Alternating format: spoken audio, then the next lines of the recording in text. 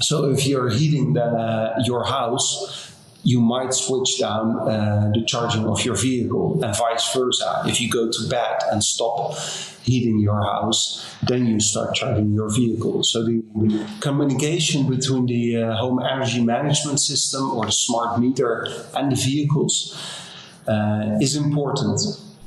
Smart charging is the intelligent way of thinking about electromobility, but there are many variables to be considered.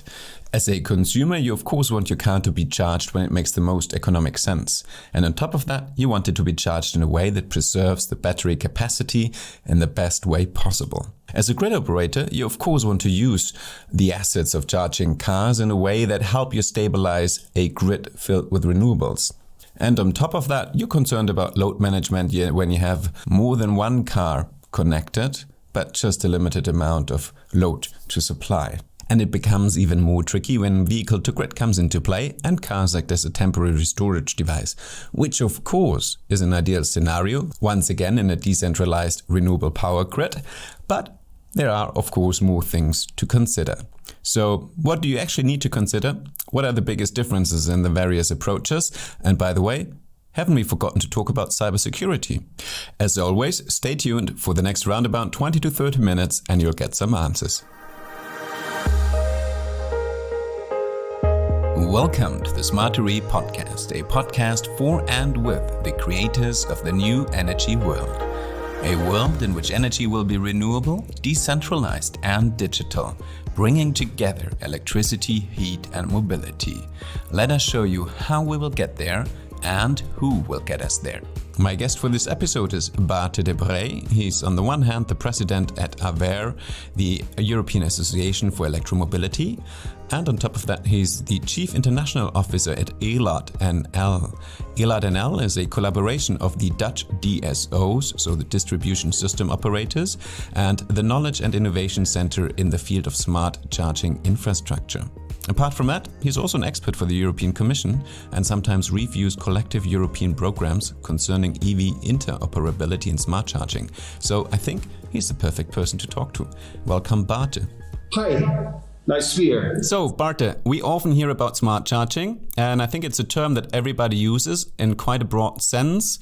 How are you using it, and in your eyes, what would be a precise way to use it? Well, as a grid operator, as a technician, it's about postponing the load on the grids, charging at the proper time, at the proper speed, at the proper voltage. But I also drive electrical, and for me, in the end, smart charging is having a full battery for a low price with clean energy. So that is the consumer perspective. So smart charging is seen from both perspectives, from the operator side and from the consumer side. I think those might be very different interests that might even collide. So how easy is it to balance both parties' interests? Well, at first, it's two different interests, but keep in mind in the Netherlands, this podcast is recorded on a very, very sunny day, and there's an overload of solar energy on the grids caused by rooftop solar. So the grids are having a hard time because of the supply peak with solar energy. And you can shave that peak off by charging during the day your vehicle. In the winter, it's the other way around. Houses are heated at the moment by natural gas, but we transfer this heating into heat pumps because we want to achieve climate goals and don't want to be dependent on Russian gas. But that will cause a demand peak on the electrical grid by the heat pumps in midwinter at 4 o'clock at night. And if you can discharge your vehicle, bidirectional charging, vehicle to grid, you can help shave off the demand peak. And that is also a form of smart charging. In the end, charging when the sun shines, the car is often parked 22 hours a day. That gives you enough time to fill up the battery again when prices are low and demand or supply is balanced. Is the whole grid monitoring and billing aspect of the process part of the smart charging as well? Yeah, in the end, if I discharge my vehicle, well, maybe for my own heat pump or for some neighbors, I hope to get paid a little bit for this service. And the same applies for storing electrical energy with the solar peak. So yes, billing is very important. We're running tests and pilots with this in the Netherlands. But in the end, you also want to monitor and track the system. So yeah, it's still in development, but it's a very important part of it. Now you said, of course, as a consumer, you want to charge when it's cheap. That might actually be at night when there's cheap coal power in the grid. So wouldn't that run contrary to our climate goals and trying to get more renewables into the grid? So is smart charging something else than green charging? Well, I think in the Netherlands, most people who are charging curbside charging are charging on publicly installed charging stations. And we roll out these charging stations in big tenders. The municipality of Amsterdam did a tender of 20,000 charging stations. And in the tender specs, it is required to charge the vehicles on green energy. So that is typical for the Dutch market. And I think in the long term, we want to phase out not only combustion engines, but also coal and natural gas. We're building big time rooftop solar, many wind parks on the North Sea. So yeah, due to the energy crisis at the moment, there is some demand for coal power, but for charging electric vehicles on public charging stations, we prefer to have green energy. You already said some people might charge it at their home, and on the other hand, they might charge it in a public charging station. So I guess it's very different fields. No smart charging in the area for businesses, smart charging at home, and smart charging on public places, like, for example, on your lantern, etc., on a public parking spot. How do these use cases differ from each other? Well, I think they align. Rolling out charging infrastructure in the Netherlands, roughly 70% of Dutch households don't have their own driveway, so they're dependent on public charging. But we see not every vehicle needs their own charging station. So not every parking space needs a charging station. Because of two reasons. People have vehicles with larger batteries, so they don't have to charge every day. They can drive around multiple days on a full battery. And secondly, they often drive to the office, and there is a charging facility available. So this is the business case of the public charging and the workplace charging.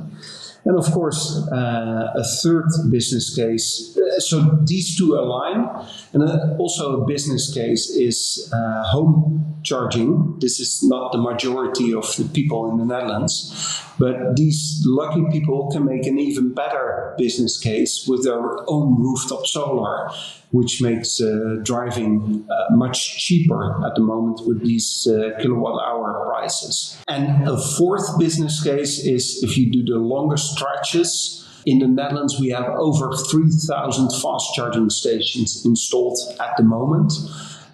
So this is if you are on a business trip or a vacation, but also for logistics, for the trucks who are probably going to penetrate the market in 2025.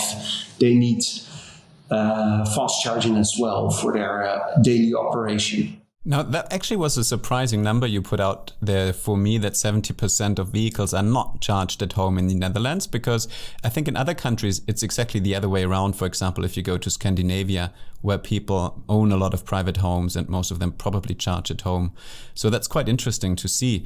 What does that mean then in terms of the number of charging points required privately and publicly? Like, what's the number of charging points per vehicles you need? Let's say you have a town with 50,000 cars. How many charging points do you need per 1,000 cars? Yeah, we did it the other way around in the Netherlands. The ambition is to phase out electric vehicles in 2030. So every new sold car must have an electric drivetrain. With the numbers sold per year, that means roughly 3 million electric vehicles on the road in the Netherlands in 2030. And we calculated that we want to have roughly 1.7 million chargers, public chargers, semi-public chargers installed to charge these 3 million electric vehicles. And then you can break down that number. At the moment, we're roughly up to 100,000 chargers and 400,000 electric vehicles. So the aim is to install over 1.6 million chargers in the coming years, in the coming 8 years, which means, well, it won't be a linear path of 200,000 chargers each year. We have 12 provinces, so you break down the 200,000 over 12 provinces, and each province has roughly 25 municipalities in it. And then that number, that big ambition of 1.7 million chargers to be installed becomes, just an operational issue. And grid operators can align with municipalities in planning where they have to do the grid reinforcements to install, say, 1,000 chargers in a municipality such as the city I live in.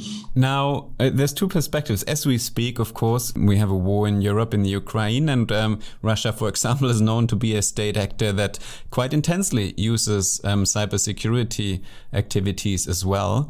On the other hand, ransomware hacking is a huge problem for big IT systems generally. And usually if you have a company, they try to eradicate anything that can be plugged into, laptops, computers, or anything. Now, setting up a charging grid is exactly the opposite. You intentionally set up as many connecting points as possible. Isn't that a huge cyber threat? It might be, and that is why ELAAD developed some requirements for cyber secure and safe charging stations. So we provide some specs towards municipalities who install public chargers regarding safety. Have the charging stations locked? Don't have open ports within the charging station where you can plug in USB sticks. But also cybersecurity requirements for the back offices behind the charging stations. If you are interested, go to our website, to the publications link, and you will find the requirements we recommend. I mean, I wasn't even talking about plugging in a USB stick, but just plugging in the charger and having the onboard system of the car connecting with the charging station. Isn't that just as plugging in a USB stick? Because you have, if somebody wants to have some malware on whatever system is connecting to the charging point. It is expected that you plug in a vehicle, and we haven't seen, we expect that the vehicles are also cyber secure. I guess that then depends on the standard. And I think one of the standards in that area is the ISO 15118. So is that an approach to have like an industry-wide standard? So whether you're operating the grid, whether you're operating the charging point, or whether you are operating the vehicles plugging into it, that it all runs on the same standard? Yeah, of course, cybersecurity is one of the things where you can have high cybersecurity levels, and the value chain of charger, the vehicle, the charging station, and the grid. We lobby towards Brussels to have ISO 15118, but also in combination with OCPP 2.0.1 to be mandated to have this value chain of charging also cyber secure. There are also other benefits for the consumer. So it prevents a vendor lock-in.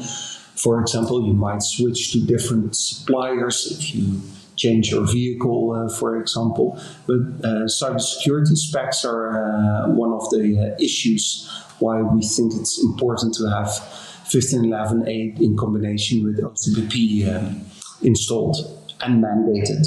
Now, all the points you mentioned, I think largely account for being a charge point operator. How about all these service providers attached to it? Because I guess like all these transactions, and some of them are just microtransactions, how can the payment process and the reading of the data, also of the private data of the consumers, be secured? This is a topic of discussion because being secured is a detail at the moment. There isn't often exchange of data. And we think in the end, the customer should own the data and have it supplied to a certain aggregator or service party. But we don't see that many data exchange between the vehicle, the grid, the energy supplier. Car manufacturers tend to have a lot of valuable data and keep it for themselves.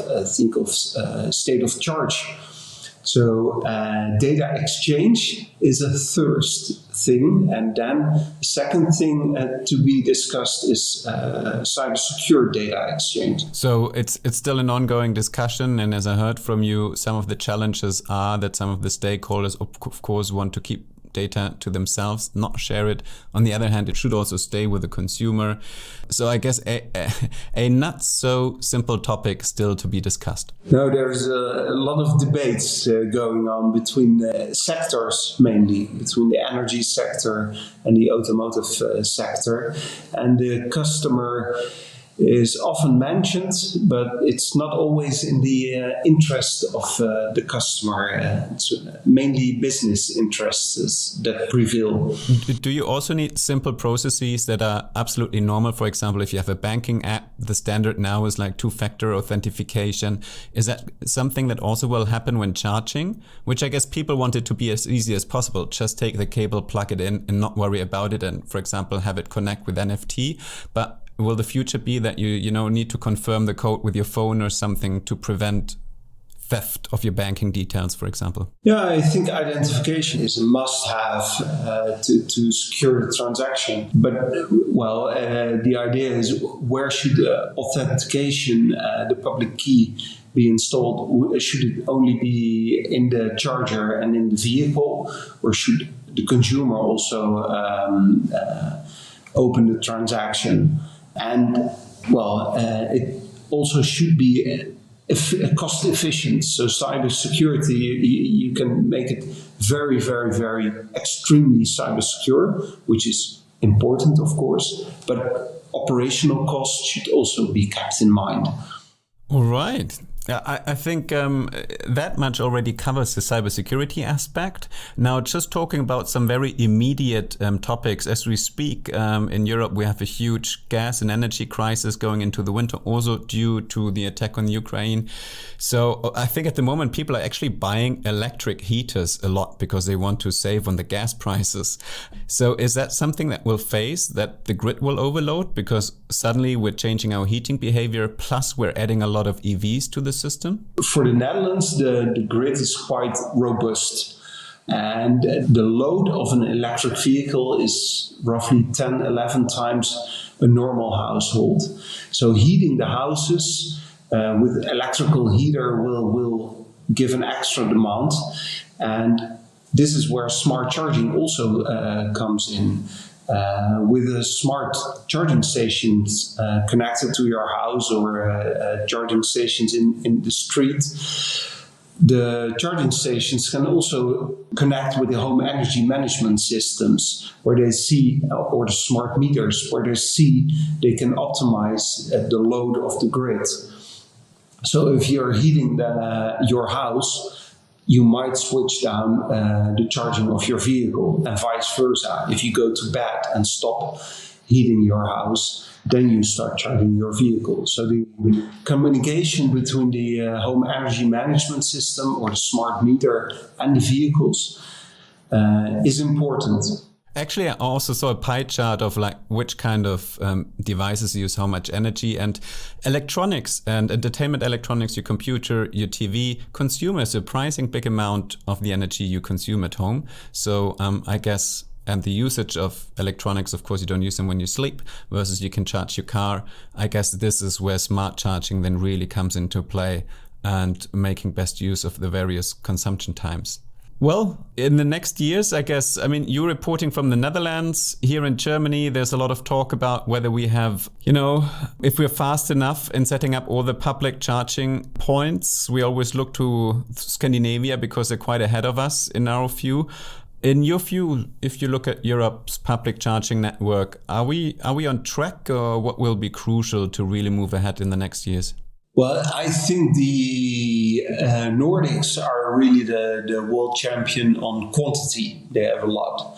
The Germans, your country, is really a champion on engineering and thinking about it and quality. And my country is maybe a winner in just acting. And we have to collaborate with these cultures, because in the end we need some German engineering and the Nordic numbers, but also a little bit of acting power doing of the Netherlands. And in the end, if we collaborate on this, it's not only reaching the climate goals and facilitating the market, but we also want to have this road trip from the Netherlands to Norway, to Germany, and be able to charge in different countries. So we shouldn't do this from a country perspective, but more from a European perspective, in my opinion. I see. So the one defining thing to really move ahead is to go at it in a collaborative manner and not with very specific national programs and agendas that are colliding or that stop at the country border and don't move on. All right, thank you. So I think we covered 3 important topics around smart charging. Just the basic definition, as we heard, where it covers both the consumption as the consumer as well as the operator side. We talked a little bit about cybersecurity, which is an interesting topic because I guess specifically vendors do not promote it so publicly because there's still a lot of questions to be discussed, and generally security always is a hush-hush topic, I think. And then it's good to hear that we do not have to worry about grid overloads in the coming winter. So I think that's very good news. So thanks a lot for joining us today, Baerte. Yeah, thank you, and see you later.